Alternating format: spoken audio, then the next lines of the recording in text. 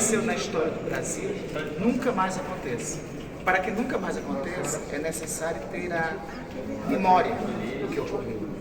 Como já foi dito em um julgamento célebre essa semana no Supremo Tribunal Federal, pela ministra Carmen Lúcia, para ser mais específico, ditaduras, golpes de Estado matam. Se não matam no mesmo dia, matam ao longo do tempo. Só na ditadura brasileira são mais de 490 mortos e outros centenas, milhares, quase milhares desaparecidos. A ditadura, e nenhuma ditadura, proporciona a melhoria da vida das pessoas. A que ocorreu no Brasil de 64 a 1984 retrocedeu a educação. Os investimentos em educação no Brasil de 1970 até 1980 tiveram uma redução de mais de 20%. A ditadura que ocorreu no Brasil entre os anos 1970 e 1980 fortaleceu e ampliou a corrupção, porque só existe combate à corrupção com sociedade civil atuante, livre e com imprensa livre. A ditadura que ocorreu no Brasil matou brasileiros, acumulou riqueza nas mãos de poucos e deixou como legado a maior espiral inflacionária da história brasileira. Quando o último presidente ditador saiu do governo, a inflação estava em mais de 260%. A ditadura que existiu no Brasil endividou o país, levando a uma gravíssima crise nos anos 1980.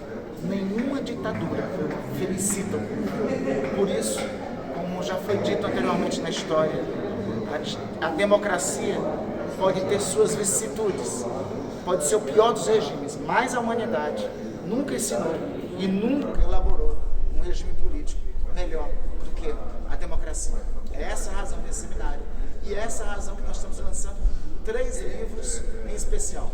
O livro do professor Luiz Stalin, que traz fotos inéditas sobre os dias que antecederam e o dia do golpe de Estado de 1964.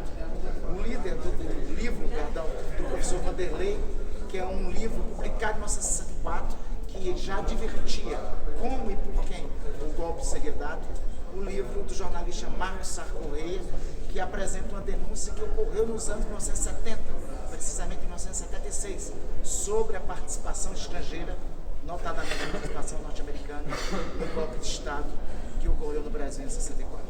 Nós, do Conselho Editorial, estamos lançando esses 3 livros que se somam a outro livro que lançamos há 20 dias atrás, que é o livro Ricardo Couto, que fala do nascimento de um novo Brasil com a campanha das diretas. Colocar esses livros à disposição de todos e reaprender e mobilizar os brasileiros a ter a paixão pelos livros é um dos melhores remédios para que regimes ditatoriais não ocorram mais no país. Obrigada. Bom, o 31 de março, na verdade, não é 31, é 1º de abril, porque os militares deram o golpe no dia 1º de abril de 1964. Com medo de que o povo fosse tratar isso com galhofa, mudaram para o dia 31 de março. Golpes no Brasil, se você considerar que nós temos 8 constituições federais, desde 1824, quando o Pedro I, até 1988, são 8 constituições. Todas elas aconteceram golpes. A de 1946 contra o Partido Comunista do Brasil e a de 1988 com Fernando Henrique, quando fez um gol de mão, aprovando a emenda constitucional, dando a ele o direito de reeleição no mandato, que não podia. Houve um golpe contra Dilma Rousseff e a tentativa de derrubar o presidente Lula no 8 de janeiro de 2023. Portanto, no Brasil nós não podemos esquecer disso. O Brasil quer justiça, o Brasil precisa julgar e condenar todos os culpados pela chacina e a crueldade que aconteceu durante o período do golpe militar aqui no nosso país. No dia 1º de abril de 64, no finalzinho da manhã, pense a cena, finalzinho da manhã, né, sai uma ordem secreta, totalmente secreta, do Estado-Maior Conjunto dos Estados Unidos, que dá início, gente, ao maior deslocamento de unidade de combate que desceu pelo Atlântico Sul e que ficou conhecido depois toda a sigilosa, que era a Operação Brother Sun, né? A Operação Brother Sun foi o envio pelo governo dos Estados Unidos, tinha uma força-tarefa, por porta-avião e tal, e essa força-tarefa tinha destino ao litoral brasileiro para dar apoio ao golpe militar de 1964. Tudo secreto, né? Com a vitória rápida dos golpistas, o que aconteceu? A força-tarefa não precisou entrar em águas brasileiras, né? E a rota dela, então, foi cancelada no dia 3 de abril, né? E essa operação militar, ela permaneceu em segredo durante 13 anos. Aí ela foi contada só em 1977, né? Os arquivos confidenciais, arquivos secretos e ultrasecretos, eles foram desclassificados na Biblioteca Lyndon Johnson, na Universidade do Texas, e eles foram abertos parcialmente em 1974. Olha só, gente. Aí o que acontece? Aí um jornalista de 30 anos de idade, tá? Que se chama Marcos Sá Correia, quando ele sabe disso, ele pensa, eu fico imaginando, eu gosto de imaginar isso, tá? Eu fico imaginando esse jornalista pensando, vai falando assim, nossa, eu vou lá, né? E foi. E aí ele embarca para o Texas, e ele pesquisou, gente, cerca de 400. Aí eu fui pesquisar para ver o que esse moço fez, né? Como é que ele fez isso? 450 documentos inéditos. Quando ele vê os documentos, ele manda um telegrama para a redação do Jornal do Brasil, onde ele trabalhava, dizendo o seguinte: tem mais ouro do que nas minas da África do Sul, porque ele estava achando a Operação Proteção, né? E aí ele vai vasculhar toda essa documentação, ele faz um trabalho de pesquisa extraordinário. Nesse arquivo, a documentação está condicionada em 8 caixas de papelão, 8 caixas vermelhas de papelão neutro, e ele enfurna ali e volta, copia tudo. Aí o que acontece, né? Ele copia a documentação toda e vai embarcar de volta para o Brasil. Mas nós estamos em 1976, nós estamos na ditadura militar. E o Marcos, então, ele faz uma segunda cópia da documentação toda, 76, hein, gente? E aí ele entrega para a correspondente lá em Nova York, ele entrega uma cópia, que é a Dorit Harazim, né? Dorit Harazim, que é o máximo hoje, né? Todo mundo conhece. E aí ela era correspondente lá, ela guarda a documentação, e o plano dos dois era esse. Se por acaso o Marcos, ao desembarcar no Brasil, fosse preso, ou a documentação fosse confiscada na alfândega, ela estava com o arquivo todo e ia seguir em frente com a publicação da matéria. São daqueles fatos de 1964, graças a Deus foram sufocados, mas se deve, evidentemente, a uma falta de memória atual de nossa juventude, e essa iniciativa vem, evidentemente, numa força muito grande, porque durante 21 anos de ditadura, o que nós tivemos foi censura, mentiras e todo tipo de perseguições, né? Aqui nós temos o João Francisco Paiva, o Ivo, nós mesmos que fomos para o exílio, e tudo isso reflete uma profunda resistência de nosso país. Vivemos hoje, e gostaria até de lembrar desse filme atual, né? Ainda estou aqui, que em parte ressuscitou esses momentos de nossa vida política.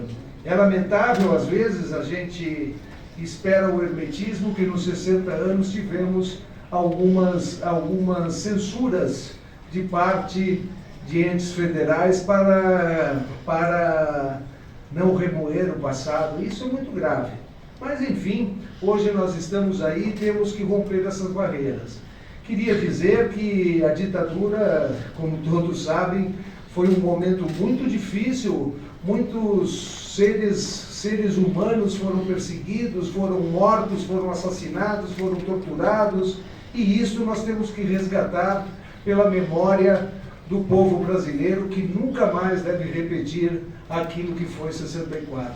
Aquilo não foi só um golpezinho, aquilo não foi só uma quartelada.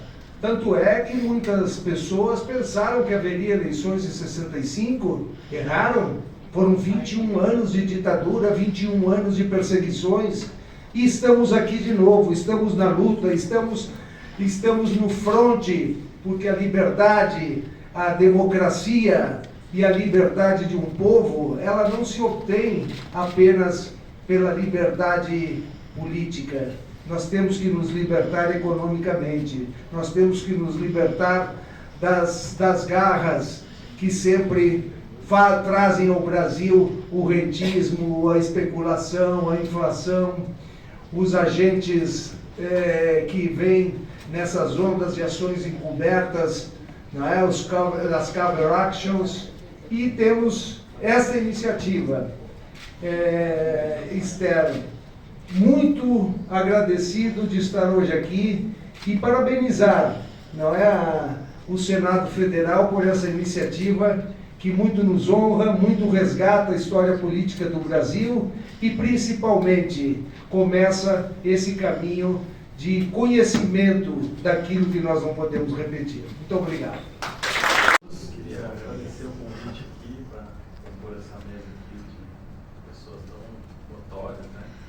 E o convite do Senado, muito simbólico que a gente esteja fazendo esse evento aqui, dentro do Congresso Nacional, que é um lugar, um símbolo da democracia e que foi invadido e vandalizado alguns anos atrás pelos que queriam destruí-lo. Então a gente ocupar esse espaço agora, reforçando o nosso compromisso com a democracia, é muito simbólico, né? Eu, enfim, enquanto estava aqui vendo os presentes e ouvindo os discursos, eu lembrei aqui de duas coisas que a minha avó, Eunice, sempre nos ensinou, que eu acho que se conectam bastante aqui com esse evento.